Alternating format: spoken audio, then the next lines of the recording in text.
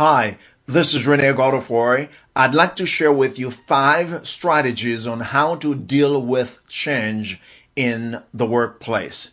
As I travel the length and breadth of this great country, speaking all over the United States, I meet a lot of people during my keynote speeches.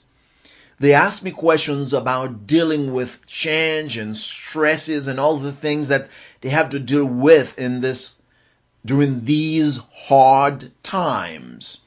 So I'd like to share with you 5 of the strategies that I share with my audience members, okay?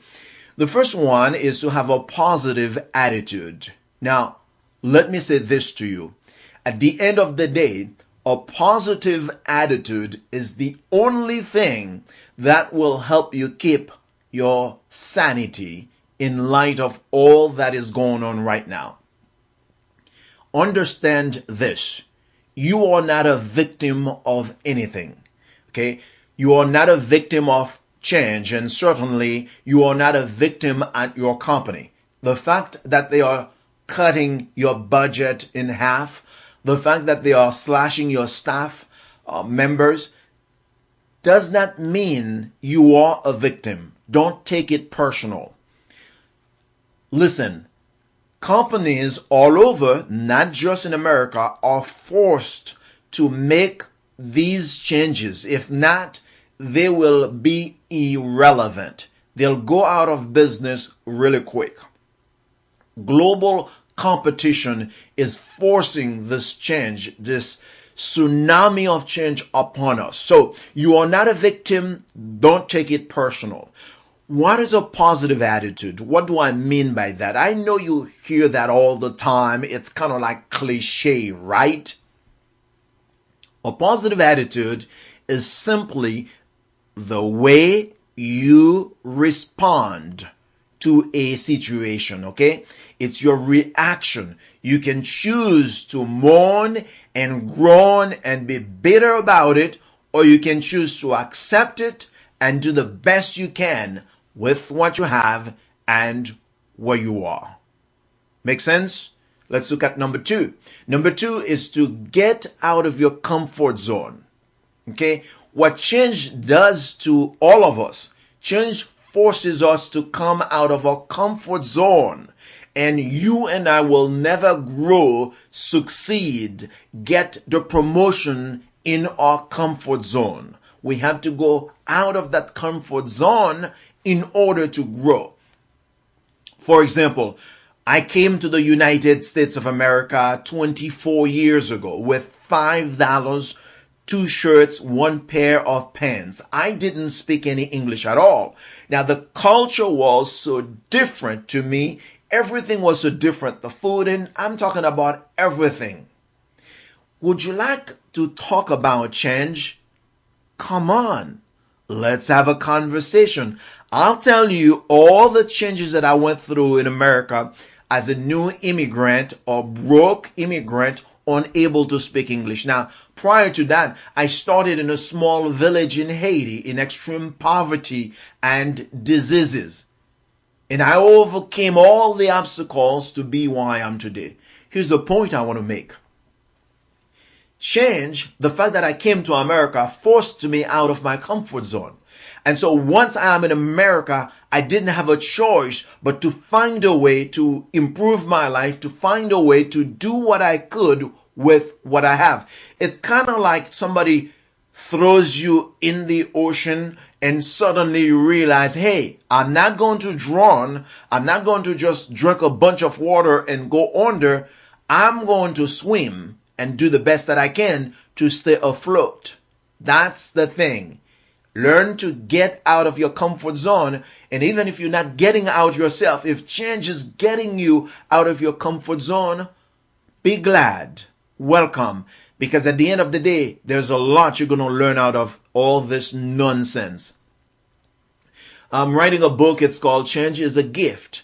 It's because I really believe there are so many opportunities within change that if we keep cursing and be mad and be stressful about the changes that we are going, hey, we'll miss the gifts. will miss the opportunities. Okay. Now that's going to bring me to one more thing I want to share with you.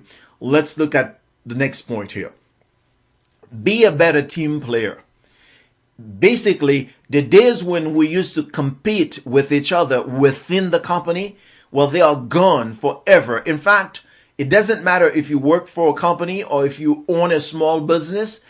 It's just the same principle. You cannot win this game based on competition anymore.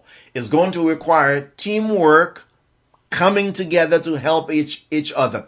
I was doing a team building training for a company, and then I got the people in the room and we began to do some exercises to kind of like help the team to work together, to blend together, to get to know each other better.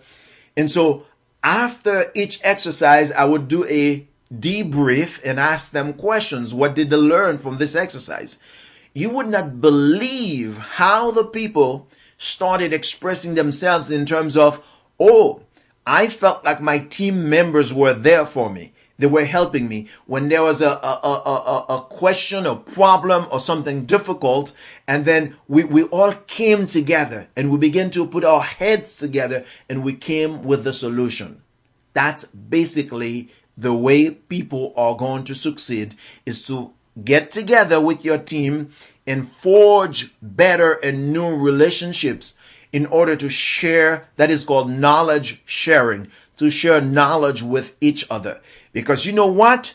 If your company fails, everyone fails. If one member of on your team does not succeed, well, it's going to affect everybody. Perhaps the team is not going to meet their goals. Do you see what I mean? So we are all in the race. So you can't keep poking holes at the bottom of this ship, because if you do, it's going to go under and everybody will suffer. Let's look at the next point. Retool and reinvent yourself. Einstein said the significant problems that you and I are facing today cannot solved at the same level of thinking we were at when we created the problem. Do you see? When I came to the United States of America with $5, 2 shirts, 1 pair of pants, and I didn't speak any English whatsoever, I understood the mind that brought me to this country in that condition was not going to allow me to be in front of this camera and having this conversation with you. I had to reinvent myself. I had to learn new knowledge, new information. So that's what change is about. As you get out of your comfort zone, or maybe as change forces you out of your comfort zone, you're going to have to learn new knowledge. But get this, not just new knowledge, relevant knowledge, okay?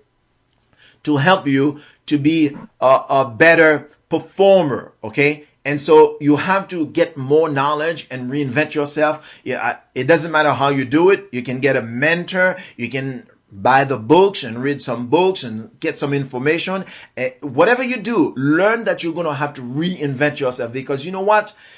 The significant problem you are facing today you will not be able to solve it at the same level of thinking you were at when you started facing that problem, okay? You need some new knowledge and new information. And finally, I want to share this one last point with you. Ask yourself better questions.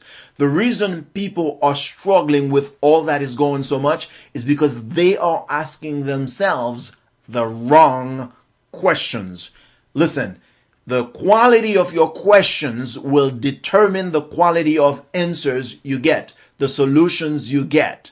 So you change I was doing a pre-programmed questionnaire with a client, and then she was telling me about all this stress that is going on and people are change resistant. And I say, hey, if we can work together to help your team to change the questions they are asking themselves, we can change their behavior. We can change them from a negative to a positive attitude. All right. So that's all I have to share with you. And I hope you're ready to deal with change, because more change is on the way.